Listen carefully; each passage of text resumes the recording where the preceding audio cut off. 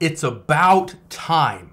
The IRS has finally made the announcement that they are making the change from that $600 tax filing rule.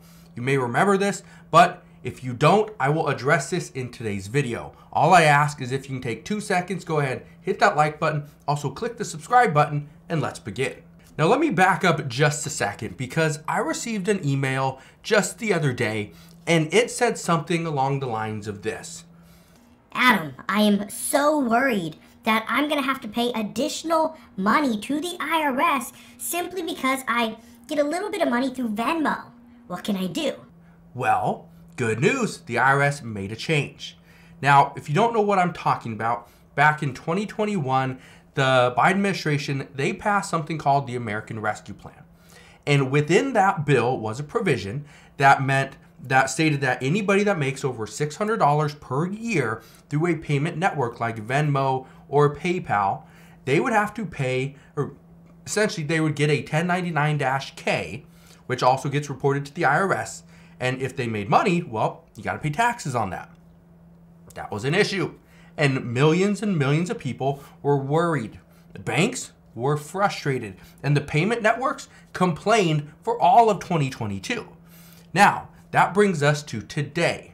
At the end of 2022, what we are hearing now is the IRS has decided to make a change. And it all happened this week.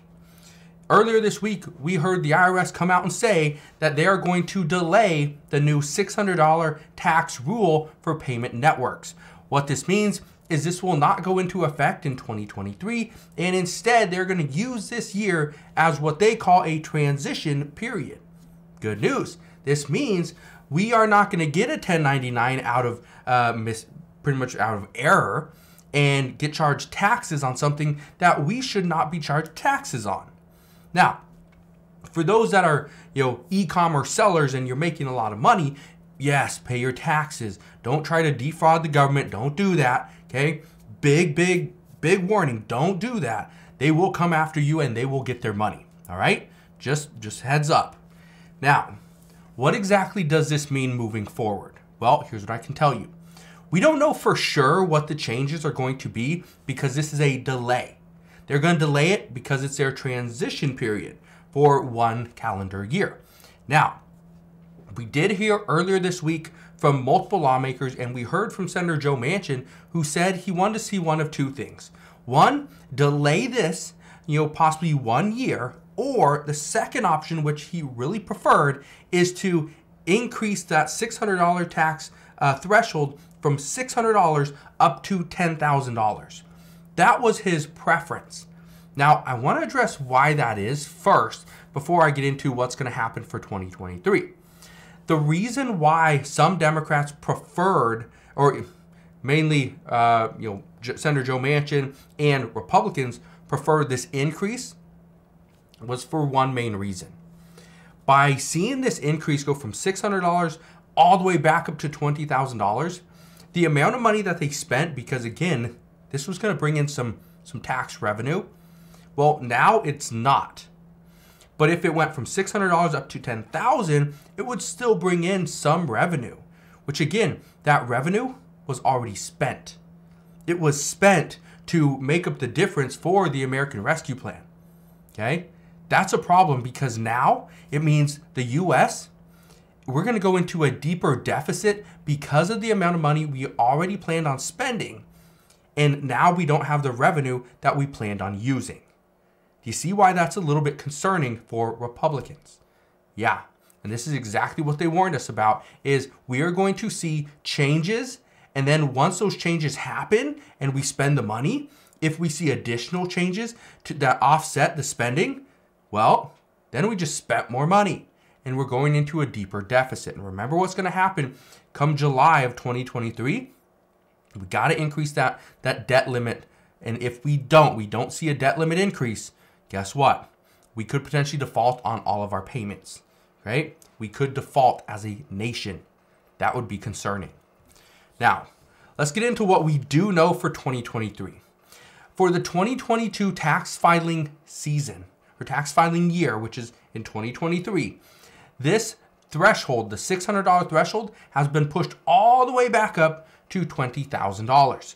I do not know for sure, which again, we are going to get more information from the IRS in the coming months, but what we know as of right now, this threshold went from $600 up to $20,000. They moved it, but they do not specify if there's still a transaction minimum of 200 transactions. Because back in 2020, 2021, right, what we knew was if you sold something online, you had to have $20,000 in sales and 200 transactions. If you didn't have one or the other, then you wouldn't get sent a 1099. Okay, so as of right now, we do not know. But according to the acting IRS Commissioner Doug O'Donnell, he said, and I quote, "The reason for this is to help smooth the transition and ensure clarity for taxpayers, tax professionals, and the industry. The IRS will delay implementation of the 1099-K changes."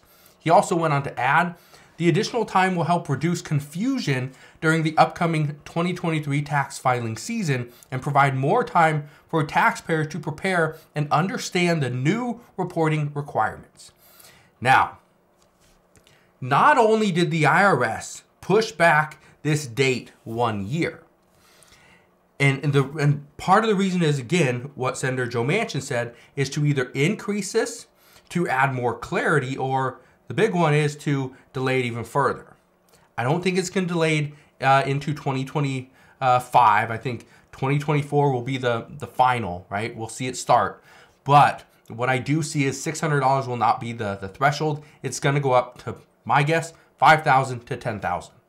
Now, according to reports, there is a bigger reason why this is being done right now. And it's not because it created confusion.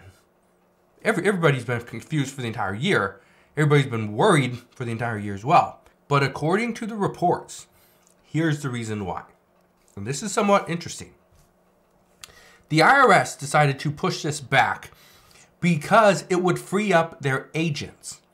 Instead of having their agents worried about processing 1099 forms and answering phone calls and dealing with the confusion, now the agents can go after the tax cheats.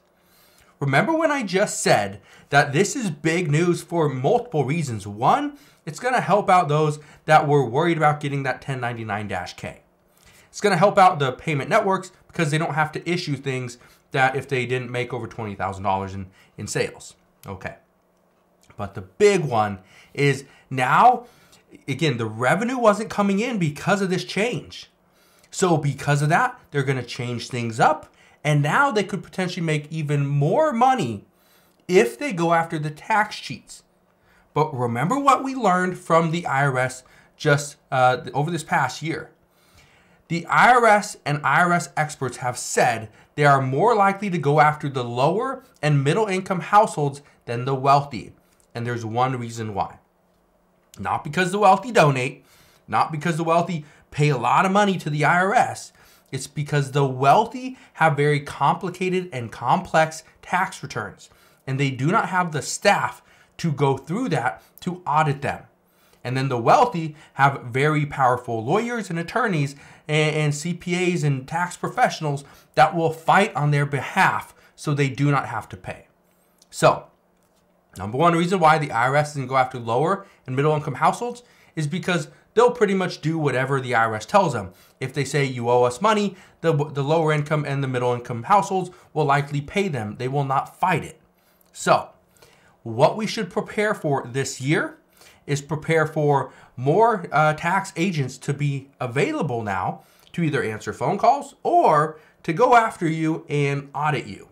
That's what we are expecting. So, it's not 100% certainty as of yet, but I promise I will keep you updated as soon as we know more information. But as of right now, do whatever you can, report the proper numbers on your tax return.